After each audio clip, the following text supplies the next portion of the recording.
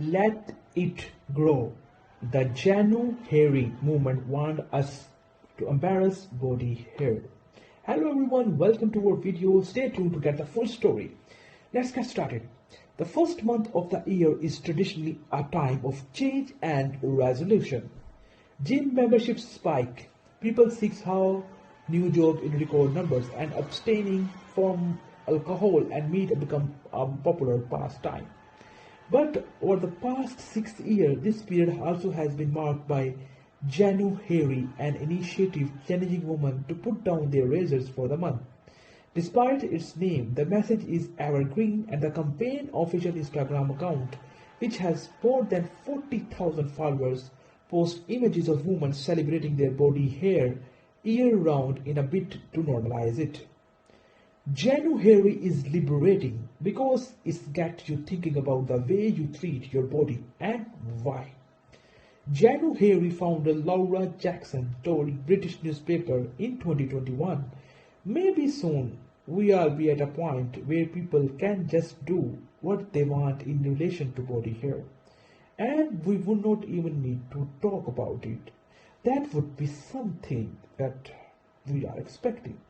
While there is evidence of ancient Egyptians, Romans, and Europeans practicing hair removal, the status quo for women in the West, namely that hairless underarms, legs, bikini lines, and upper lips are more socially acceptable, came about after the man of World War I returned home with a disposable safety razor only for women to experiment with them.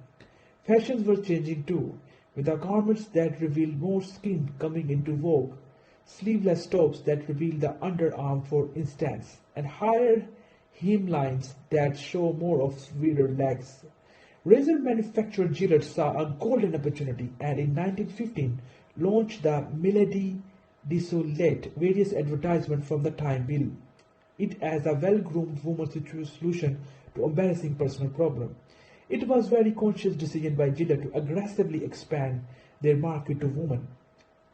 A professor of women and gender study at Arizona told. This marketing coincided with the rise of fashion photography magazine and made images of new beauty standards spread like a wildfire. A century later, female body hair remains taboo to many. Even in societies that celebrate the benefits of all that is natural elsewhere from cosmetic to food. A powerful norm. In 2021, a study showed by a YouGov research that 59% of Britons consider female armpit hair unattractive, with men and women largely holding the same view, at 57% and 61% respectively. But the research also found that attitudes were generational, with younger people less likely to find female body hair or facial hair unattractive, and a younger woman in particular more accepting of female body hair.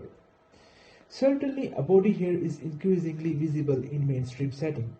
The hashtag body hair positivity has over 214 million views on TikTok. Razor brand Billy shows body hair on its models on a beauty product called Fur Oil is available for everyone wanting to soften their pubic or underarm hair. However, the bigger picture tells us less progressive story. Compliance rates of body hair removal are staggeringly high, said by an expert who cited research that between 92 and 99% of women in US, UK, Australia, New Zealand, and much of Western Europe regularly remove their legs or hairs, underarm hairs. That's really shocking for a norm that has no health benefit. We cannot get that level of compliance with seatbelt reading or teeth brushing. It's amazing how powerful this norm is. Indeed, despite body hair activism being more visible and initiatives like Januhairy gaining traction, Fawz said that we want to believe people are rebelling more than they actually are. We are not data sporting that an increase in female body hair is widespread trend, adding that pubic hair removal is only increasing. Questions your beauty ideals. Roxane, 27 from Tampa, Florida, who is studying in PhD in social psychology, regularly posts to social media about her tries to grow her body hair and features on the January Hair Instagram account. It's personal choice that attracts much criticism from strangers, especially on the internet. A lot of time it's from women which seems so contradictory. She told the CNN via the telephone it gets really aggressive. I have people leaving vomit emojis and saying, I am disgusting. This reaction echoes the experience. An artist from Montreal who also features on the Januhairy Instagram account and uses his creative practice for document her body. Complete with the chest hair, she spent years removing despite it causing her pain, irritation and even infection. They are hateful, sometimes racist comments, but there's never anything new. It is repetitive. People always put monkey or gorilla emoji, who also has featured on the Januhairy Instagram. At first I was offended, but I am used to now. The most brutal reaction was in person. The first I ever had was two men who filmed me. Female body hair also racialized. Historically, there have been countless examples of colonial powers enforcing hair removal as a means of control or punishment. And Charles Darwin's suggestion in 1971 book The Descent of Man, the excessive body hair was a primitive gave rise to troubling narratives relating to respectability and hygiene. Women of color often have much darker body hair, say Professor Fahas. There are different implications if you have a light blonde hair than if you have a dark or coarser hair. With all this in mind, it is easy to see how the stakes of growing out your hairs might be higher for women of color.